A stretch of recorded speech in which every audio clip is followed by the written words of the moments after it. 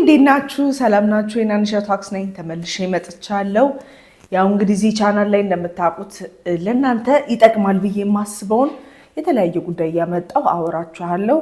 የዛሬው ግን እውነት ለመናገር ቅልብልብ ያለ ኤፒሶድ አይደለም፣ ትንሽ ረዘም ያለ ነው። ስለዚህ ብሬስ ዮርሰልፍ የአእምሮ ዝግጅት አንዳንድ ያስፈልጋልና ተዘጋጅታችሁ በጥሞና የምትሰሙት ከሆነ ብቻ ስሙት እንጂ ይሄ ወደፊት ምናምን እየታለፈ የሚታይ አይነት አይደለም። እና በየጊዜው እየመጣሁ ልበል እንጂ በየሳምንቱ እንኳን አልሆነልኝም። ግን በምችለው አቅም የሚጠቅማል ብዬ የማስበውን በምንም ቶፒክ ዙሪያ ዩ ኖ ዋይ የሰው ልጅ ህይወት በአንድ አሁን እኔ በሆነ as someone who's trying to be a creator online ላይ እኔ የምፈልገው ምን አይነት ከቨሬጅ ነው ታውቃላችሁ? ማለት ሰዎች ሲያዩት የኔን ፔጅ ስለምንም ነገር ማውራት እንደምችል እንዲረዱ ነው እንጂ አሁን በአንድ ጉዳይ ላይ ስላፈመሰኝ ኦር ስለጠቀመኝ ብቻ ያንን ጉዳይ ነክሼ አልይዝም። እና በምንም ጉዳይ ላይ ይቅርታ ጫማዬ መሬት ላይ እንትን አለና በምንም ጉዳይ ላይ ማውራት እንደምችል እንዲታይ ይፈልጋሉ። ለምንድን ነው እንደዚህ የምላችሁ ደጋግሜ? የሰው ልጅ ህይወት በሆነ የፈለገ አሁን ለምሳሌ ዶክተር ሆኖ ህይወቱ በሙሉ በዶክተርነት ብቻ የተገደበ ሰው የለም። ብዙ ነገር አፌክት ያደርገዋል። ሶሳይቲ ላይ ያለ ነገር በብዙ አቅጣጫ ብቻ አፌክት ያደርገናል እና ሊሚትድ አይደለንም። ያንን ፐርስፔክቲቭ ይዤ ስለ ፖለቲካ፣ ስለ ሕክምና፣ ስለ ሰው ባህሪ ምናምን how to deal ከራሳችን ጋር በተቻለ መጠን የማውቀውን ለማውራት እጥራለሁ። እና ዛሬ እንግዲህ እንደተለመደው የሆነ ጉዳይ ሰሞኑን በጣም በውስጤ ሲመላለስ የነበረ ጉዳይ ነበርና እሱን ጉዳይ ላወራችሁ ነው የመጣሁት። ምን መሰላችሁ? ፊንቴክ ኢንቨስትመንት ግሩፕ ዙሪያ የታሰሩ ሰዎች አይታችኋል። አይ ቲንክ ያላየ ሰው የለም at this point። ማለት በቃ ሚዲያ ላይ የመንግስት ሚዲያ ይሁን የግለሰብ ሚዲያዎች ሙሉ ቀን በተከታታይ ስለ እነዚህ ሰዎች ሲያወሩ ቆይተዋል። እና ምንድነው ከነዚህ ሰዎች ጋር የተያያዘ ልታወሪ የፈለግሽው ላላችሁኝ ነገር ይሄ ፊንቴክ የሚባል ድርጅት እዚህ ደረጃ ድረስ በቃ መጥቶ ማለት ብዙ ማጭበርበር እንዳሳለፈ አይ ቲንክ ሚዲያ ላይ በወጣው ደረጃ ያስታውቃል። ታውቃላችሁ አይደለ? አንዳንድ ኬዞች በጣም ወይ ተጋነው ይቀርባሉ ወይ በጣም ከእውነተኛው ካለው ደግሞ እንስ አድርገው ይቀርባሉ። ይሄ ሪያሊቲ ነው፣ ምንም ማድረግ አንችልም። ግን አትሊስት ትንሽ ሀሳቡ አለ ምን እንደተፈጠረና እነዚህ ሰዎች አንድ ጊዜ አይደለም ያጭበረበሩት፣ በጣም በድግግሞሽ መልካቸውን እየለዋወጡ ነው ያደረጉት። ግን ታውቃላችሁ ፊንቴክን እስከዚህ ደረጃ ድረስ ተጠቁሞ ተመርምሮ ተከታትሎ ምርመራውን ወላ ጥቆማ ለአዲስ አበባ ፖሊስ ደርሶ በጣም አዲስ አበባ ፖሊስ ውስጥ ራሱ ብዙ አሻጥር ስለነበረ ሲታፈን ቆይቷል፣ ጥቆማዎቹ ማለት ነው። እና ከዚህ ሁሉ ጀርባ ይሄን ነገር እንዲጋለጥ ዋና ሚና የተጫወተው አዎንታ የሚባል ሰው አይ ቲንክ አዎንታ ቢረሳ ነው ምናምን ይቅርታ አባትን ስም ከተሳሳትኩ፣ ግን ትሩሊ በጣም ነው ያደነኩ። እኔ ኖርማሊ ብዙ ሰዎች አከበርካቸው ሲባል የሚወድቁባቸው እንትኖች ፖይንቶች ይበዛሉ። ግን ይሄን ሰውዬ የምር አፌን ሞልቼ አከብረዋለሁ ማለት እችላለሁ። አንደኛ ለዚህ ያህል ጊዜ አቋም ሳትቀያየር ስለቆየ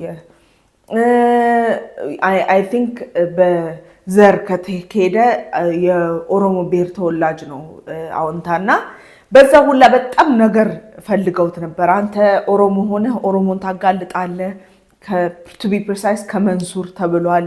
ብቻ እንግዲህ አሁን እኔ የምነግራችሁ ቅንጭብ አድርጌ ነው። አዎንታ የሚባል ሰውዬ ግን ከዚህ ሁሉ ዲፊካልቲ ውስጥ ከዚህ ሁሉ ትግል ውስጥ ሳይደክመው ሳይሰለቸው ከምንም በላይ ሳይፈራ ደግሞ ከምንም በላይ እንደውም እሱ ሳይፈራ ብዙ የዛቻዎች ማስፈራሪያዎች በሜሴጅ በቤቱ ድረስ ምናምን መጥቶበታል። ግን እኔ እንደዚህ አይነት ጽናት በቃ በጣም ነው ያደነኩ። ብቻ እሱ ነው ታግሎ አዲስ አበባ ፖሊስ ኮሚሽን ውስጥ ራሱ ያለውን አሻጥር እስከ ማጋለጥ በዚህ ጉዳይ ላይ የደረሰው እሱ ነው። በጣም ነው ማደንቅህ። አይ ሆፕ ለወደፊት እግዚአብሔር ይጠብቅህ። ምክንያቱም ትንንሽ ጠላቶች አይደለም ያፈራኸው፣ በጣም የማይተኙ ሰዎች ናቸው። ኤኒዌይስ ምክንያቱም ሆዳቸው ባይምሯቸው ፋንታ ተቀያይሯል። ልባቸው ሁሉ ነገራቸው ገንዘብና ገንዘብ ስለሆነ የሰከሩ ሰዎች ጋር ስለተጣለ እግዚአብሔር ትሩሊ ከልቤ ነው ይጠብቅ እና እንደ አዎንት አይነት ሰዎችን ደግሞ የወጣቶች ኦር አይ ዶንት ኖ በሐቅ የምትኖሩ ሰዎች አይታችሁ አም ሶ ሶሪ ይሄንን በማለቴ ግን የልቤ ልብ እንዳይሰማችሁ አገሪቷ ላይ ይሄ አይ ዶንት ኖ በሆነ አጋጣሚ ፐብሊክ ስለወጣ ይሁን አይ ዶንት ኖ ምክንያቱን እንዲህ ይሄንን አቅጣጫ ይዞ ሰዎች እስከ መታሰር ምናምን ደርሰዋል። ነገር ግን 99% of the time እንደዚህ ነገር አይጋለጥም። ኢንፋክት ሊያጋልጥ ጥረት ያደረገው ሰው በጣም ብዙ ሰፈር ያደርጋል፣ ብዙ ዋጋ ይከፍላልና አደራችሁን እንደዚህ አይነት የሴራ ነገር የታዘባችሁ ሰዎች የመንግስት መስሪያ ቤት የምትሰሩ ልትሆኑ ይችላላችሁ፣ ከግል መስሪያ ቤት ጋር በግላችሁ የምትንቀሳቀሱ ብቻ whatever እንዲህ አይነት ነገር ዊትነስ አድርጋችሁ አጋልጬ ምናምን የሚለው እኔ እንደ እህት ነው መመክራችሁ እንጂ ለሀገሪቷ ምን እንደሚጠቅም ጠፍቶኝ አይደለም። ግን እናንተ በተለይ የቤተሰብ ኃላፊነት ካለባችሁ እናንተን በጣም የምትጠቅሟቸው ቤተሰቦች ስላላችሁ ጥንቃቄ አድርጉ። ይሄ ሞራል እንዳይሆናችሁ አገሪቷ ላይ እንደምታስቡት ይሄ ወንጀለኛን በዚህ ደረጃ አፈላልጎ ምናምን የመቅጣት እንትን ነገርኳችሁ። የአዲስ አበባ ፖሊስ ኮሚሽን አሻጥር ብቻ እዛ ጋር እናንተን በጣም ያዳክማችኋል፣ ይጎዳችኋል እና ታቀቡ ነው የምላችሁ። ግን አይ ዶንት ኖ 100% ደግሞ ማለት ይከብዳል። ምክንያቱም አዎንታም እንደዚህ ያለው ሰው ይኖራል። ይሄንን በጥሶ ነው የወጣው። ብቻ የእህትነቴን ነው የምነግራችሁ። ስለዚህ አሁን ይሄን ያህል ካልኩ ስለ ፊንቴክ ዛሬ ላወራ የፈለኩት ፊንቴክ በሆነ አጋጣሚ ቢሆንም ፊንቴክ የኢንቨስትመንት ግሩፕ ይባል እንጂ ባይሆንም ግን የንግድ ዘርፍ እንደሆነ ይገባኛል። እኔ አሁን ጥያቄ ያለኝ በምን ዙሪያ መሰላችሁ? በበጎ አድራጎት ድርጅቶች ዙሪያ ነው እና በተለይ አሁን እንደ ትሬንድ እኔ ብቻ ልሆን አልችልም የታዘብኩት አምሾ ሁላችሁም ታዘባችሁታልና ሰዎች ትንሽ ከቨሬጅ ባገኙ ቁጥር ማለት ፐብሊክ ከቨሬጅ ትንሽ ፌመስ ሲሆኑ ትንሽ በሆነ አጋጣሚ ቫይራል ሲወጡ ምናምን ማለት አንድ አመትም አይቆዩም በዛ ስታተስ ላይ ሮጠው ወደ አብዛኞቹ ነው ሁሉ ሰው አይደለም አብዛኛው ሰው ሮጠው የሚሄዱት ወደ እርዳታ ማሰባሰብ ነው። እትክድቢ ለማንኛውም አይነት የተጎዳ ግሩፕ በጦርነት የተጎዱ በህመም የተጎዱ በእድሜ ምክንያት የወደቁ ብቻ whatever አይነት እርዳታ ውስጥ ዘለው ይገባሉና እኔ it makes me question በጣም ምክንያቱም እርዳታ ጣልቻ አይደለም። ኢንፋክት ሰው ልጅ ከፍቅርን አንድ ማሳያ ብዬ ማምነው መረዳዳትን ነው። ነገር ግን እንደኛ አይነት አገር ላይ ህዝብ ቁጥር ሌላ ታሪክ የደረሰበት አገር ላይ እንዲህ አይነት ነገሮች የስራ ኦፖርቹኒቲ ሆኖ ሲቀርቡ እያየሁ ነው። ማለት እርዳታ ማሰባሰብን እንደ አንድ የስራ ዘርፍ ይዙታል which is በጣም ያስፈራኛል። ምክንያቱም ሰው ለምን ማራለው ለምን ሰራለው በቀላሉ እርዳታ ብዬ ጀምሬ ወደ ማለት ድምዳሜ ላይ ስለሚወስድ ነው መላችሁ እና መቄዶንያ በዚህ አጋጣሚ ሲነሳ መቄዶንያ እንደምታውቁት በጎ አድራጎት ድርጅት ነው። አዛውንቶችን ጡረተኞችን ማለት ጧሪ ያጡ ሰዎችን የሚያሳድር የሚያኖር የሚያሳክም ተቋም ነው። ይሄ ተቋም እኔ with all my heart ስራቸውን እደግፋለሁ። ነገር ግን በጣም ሶሻል ሚዲያ ላይ በተለይ ስለ መቄዶንያ ትንሽዬ ሰው ጥያቄ ሲያነሳ ሰዎች በፍጥነት ሄደው የሚኮረኩሙበት ያችን ሐሳብ ለምን የሆነ ነገር በመቄዶንያ ላይ እንዲህ ብለው ጥያቄ ሲያበዙ የሚኮረኩሙበት ስፒድ እያሳሰበኝ ነው።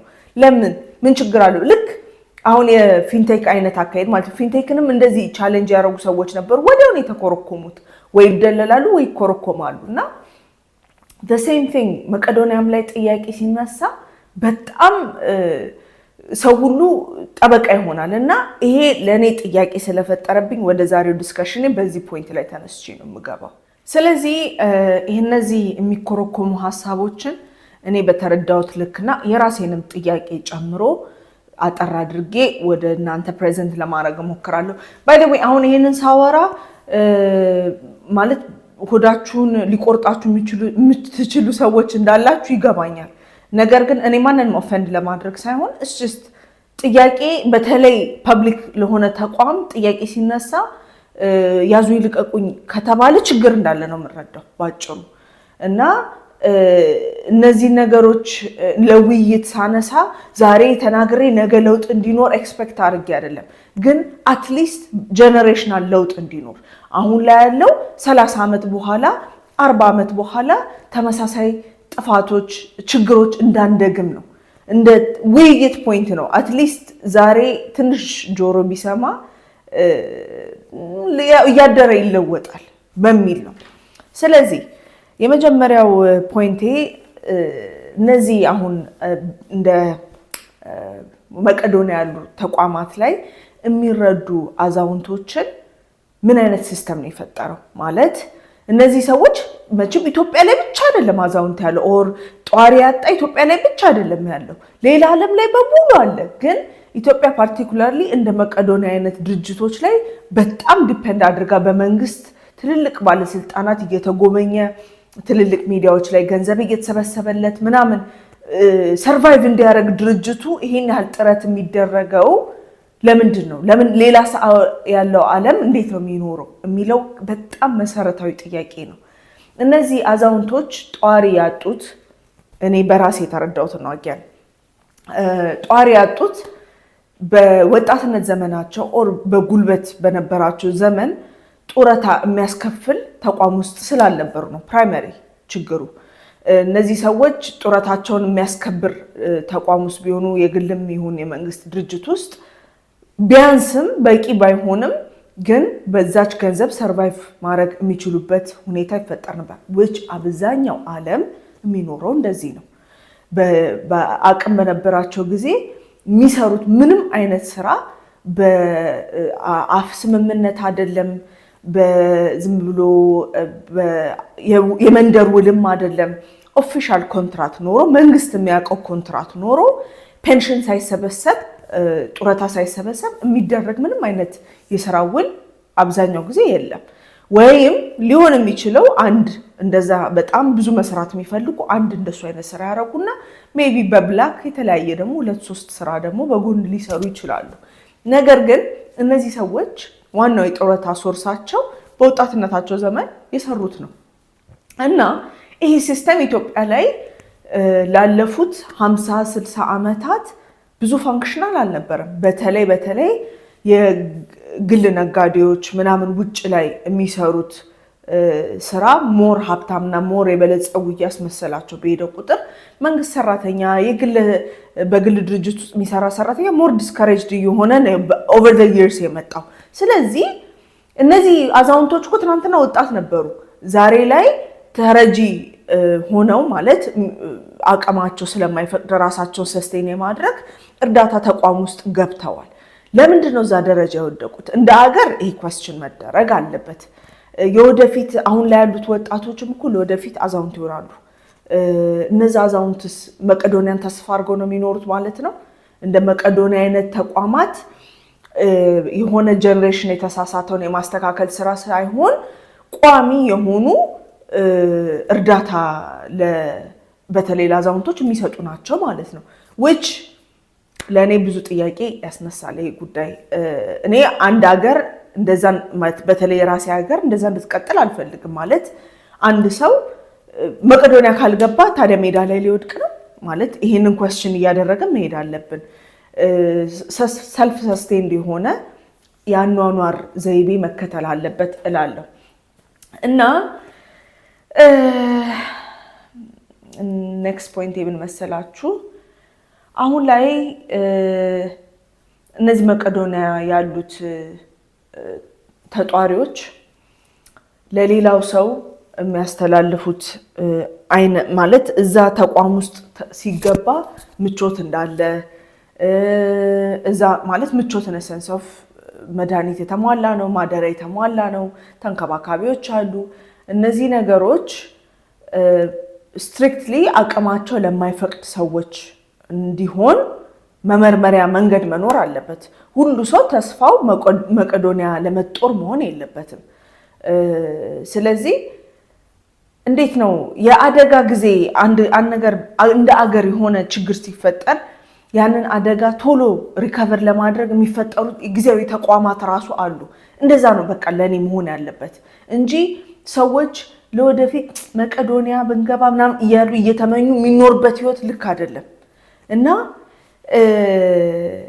ይሄ ባይ ዘ ዌይ ውስጤ ላይ አሁን ደጋግሜ ባወራው ቁጥር የሚመጣብኝ በጣም ሪሰንትሊ የሆነ ሰው በመቄዶንያ ላይ በጣም ጠንከር ያለ ጥያቄ ሲያነሳ ራሱ የመቄዶንያ ባለቤት ይሁን የሚባለው ስሙን አላውቅም፣ ዳይሬክተር ይሁን ቢኒያም የሰጠበት አመላለስ is like እነሱ እንዴት ነው ኳስችን እንዲደረግ ብቻ አልፈልግም። በቃ ድርጅቱም ይሁን እሱም ጥያቄ እንዲነሳበት አልፈልግም። ለኔ ይሄ ተቀባይነት የለውም። ኃላፊነት ወስደህ እዛ ፊት ለፊት እስካለህ ድረስ የፐብሊክ ተቋም በተለይ እስከሆነ ድረስ ጥያቄ ለመመለስ ዝግጁ መሆን ያስፈልጋል ብዬ አምናለሁ። ኤኒዌይስ ወደ የሚቀጥለው ፖይንቴ ሲሄድ መቄዶንያ ብዙ ሰው የሚያነሳው አብዛኛው ማለት ነው አብዛኛው 100% መተዳደሪያው በበጎ አድራጊዎች የሚደረግ መዋጮ ነው።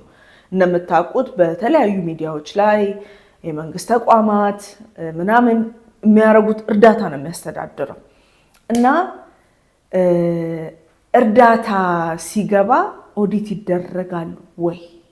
ይሄ የመጀመሪያው ጥያቄ ነው። እርዳታ በመሆኑ ብቻ ኦዲት አይደረግም? ለምንድን ነው ይሄን ያነሳውበት ጥያቄ? አሁን ቲክቶከር አዲስ ትንሽ ፌመስ ሲሆን በሆነ አጋጣሚ እንዳልኳችሁ የሚዲያ ከቨሬጅ ያገኘ ሰው ሮጦ እርዳታ ውስጥ የሚገባው ለምንድን ነው እንድል ያደረገኝ አንዱ ይሄ ነው። በእርዳታ የሚገኝ ገንዘብ የሚጠየቅ ካልሆነ ኦዲት የማይደረግ ከሆነ it's actually easy money ለምን እለፋለሁ ማለት በተለይ ለተቸገረ ወጣት ተምሮ ስራ ላጣ ፌር የሆነ ነገር ለመስራት ሞክሮ ላልተሳካላት ወጣት ዴፊኒትሊ ቀጥሎ የሚያደርገው ነገር እርዳታ መጀመር ነው። የማያስጠይቅ ከሆነ የማይመረመር ከሆነ እና ኦዲት አይደረግም ወይ? እርዳታ መሰብሰቡ ከተለያየ ተቋማት በመሆኑ ስፔሻሊ ከመንግስት የመጣ ገንዘብ በመኖሩ ከመንግስት ወደ መንግስት አይነት ስሌት ተደርጎ ኦዲት አይደረግም፣ አይጠየቅም። ኦዲት መደረግ ማለት ባይ ዘ ዌይ ናት ጀስት ምን ያህል ገንዘብ ገባ አይደለም፣ አወጣጡስ እንዴት ነው ነው። ሆነስትሊ እነዚህ አይነት እርዳታ ጉዳዮች በጣም ሼዲ ናቸው። ብቻ እኔ በጣም ውስጤ ብዙ ጥያቄ ስላለ ነው ዝብርቅርቅ ያለብኝ ሀሳብ። አሁን ለዛ ነው ብዙ ሀሳብ ፍላሽ እያደረገ ነው፣ ግን ያው የታሰበ በሙሉ አይነገርም እና ብቻ ኤኒዌይስ ኦዲት ይደረጋል ወይ? በቃ ቤዚክ የሆነ ማንኛውም ድርጅት ኦዲት እንደሚደረገው ኦዲት ይደረጋል ወይ? የመንግስት ባለስልጣናት አለፍ እያሉ ፊት ማስገረፍ እዛ በቃ ፊት ማሳየት አለ አይደለ? ያ ኦዲት እንኳን ቢደረግ ፌር ጌም ይሆናል ወይ? ኦዲተሮቹ ልክ አንድን ኢንዲፔንደንት የሆነ ድርጅት ኦዲት እንደሚያደርጉት ትሩሊ መቄዶንያን ኦዲት ያደርጉታል ወይ? ምክንያቱም በየትንሽ ወራቱ እየሄዱ የሚጎበኟቸው ትልልቅ ባለስልጣን አሉ። ያ ትንሽ የፌር የሆነ ኦዲትን አያስደነግጥም ወይ? ትንሽ መቄዶንያን ቻሌንጅ ባደርግ አንድ ኦዲተር መቄዶንያን ቻሌንጅ ባደርግ ሊያስጠይቀኝ ኦር ስራዬን ላጣ የምችልበት እድል አለ ብሎ ካሰበ ፌር የሆነ ምርመራ አለ ብዬ አላምንም። አይኔት ድሪንክ ዋተር ወይ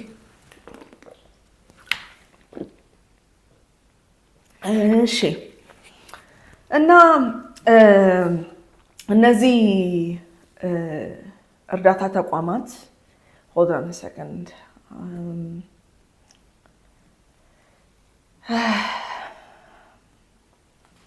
የመጨረሻው ፖይንቴ አሁን ካልኳችሁ አንፃር ዳይም ስልክ ገባ። እንግዲህ የመጨረሻው መዝጊያ ፖይንቴ ምንድነው? እንደዚህ አይነት ኦዲት የማይደረጉ የማይጠየቁ እርዳታዎች እውነት ካሉ እነዚህ ለስራ ላጣ በተለይ ትንሽ የሚዲያ ከቨሬጅ በሆነ አጋጣሚ ላገኘ ሰው ያለ ጥርጥር ኔክስት የሚገባው እርዳታ ውስጥ ነው። ይህንን አይነት አካሄድ እያበረታታ እንዳይሆን ስጋት አለኝ። ምክንያቱም in the long run ምንድነው መሰላችሁ የሚሆነው ሀብታም ሊሆን ይችላል እንደዚህ አይነት የሰዎችን በቃ በጎ ሳይድ ኮርኩሮ ገንዘብ እንዲያዋጣ አንዴ ሁለቴ ሊያሳካና ገንዘብ ሊያገኝ ይችላል ግን in the long run ምን እየሆነ እንሄዳለን ሰው አናምንም እንደ ሶሳይቲ ሁሉም ፎጋሪ ነው የሚመስለን እውነተኛ ማን እርዳታ እንደሚያስፈልገውና ማን እያጭበረበረ እንደሆነ መለየት ሲከብድ አውቶማቲካሊ እርዳታ መሰጣጣት ይቆማል እና መጨካከን መጣ ማለት ነው በተዘዋዋሪና ይሄ መጨረሻ አልቲሜት ፌሬ ይሄ ነው እንደ ህብረተሰብ ሰው ሲሰቃይ ሲጎዳ እየፎገረ ነው እያታለለ ነው እንዳንል ነው ብለን ምክንያቱም አፋጋሪዎች ሲበዙ መጨረሻው እሱ ነው የሚሆነው እና ያው ብዙ አሁን ያነሳውት በአጠቃላይ ጥንቷን ፓርት ነው ግን የሥራ አጥነት አገሪቷ ላይ የፍትህ በትክክል የማስፈን ማለት ፍትህ ማስፈን ማለት የግዴታ ፍርድ ቤት ምናምን ብቻ አታስቡ እንደዚህ አይነትን ጥያቄዎች በነፃነት ማንሳት መቻል የግዴታ ዛቻና ማስፈራሪያ አሁን ያልኳቸው አዎንታን የሚያክል በጣም ጀግና ሰው በተአምሩ በቃ በእግዚአብሔር ተአምር አፈራ ነው እንጂ almost impossible የሆነበት ደረጃ ነው እንደዚህ አይነት ሰዎች አየር ላይ ሁላ የሚገደሉበት ጊዜ ላይ ነው ያለነውና ይሄ ነገር እየከፋ ሲሄድ አገርነቱ አይቆምና eventually ይሄ መንግስት የሌላቸው አገራት አሉ አይደል ፈራርሰው አንድ ጋንግስተር አንድ ሰፈርን እያስተዳደረ ወደዛ አይነት ውድቀት ማንደርስበት ምንም ምክንያት የለም እና እባካችሁ እርዳታ የሚባልን ጉዳይ ሲነሳ ወላ ማንንም ይሁን የፈለገ ፌመስ ሰው ይሁን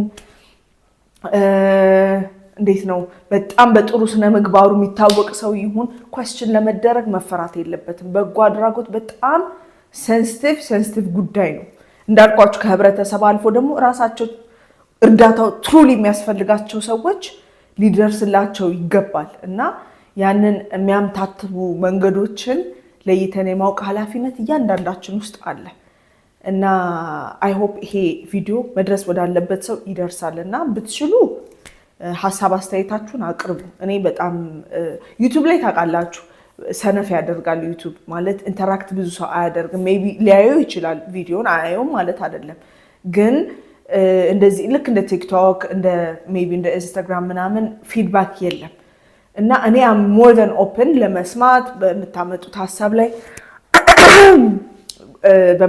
ሐሳብ ላይ ፈርደር ሐሳቦችን ለመስጠት ምናምን ዝግጁ ስለሆንኩ በተለይ እንደዚህ አይነት ነጥቦችን እስቲ በእናንተ እይታ አይ ተሳስተሻል አልገባሽም እንዲህ ነው እቀበላለሁ ብቻ ኢንተራክት አድርጉ ለመጀመሪያ ጊዜ ከሆነ ያላችሁት ሰብስክራይብ አመሰግናለሁ ስለምታዩልኝ አሁንም always ወዳችኋለሁ አመሰግናለሁ till next time ciao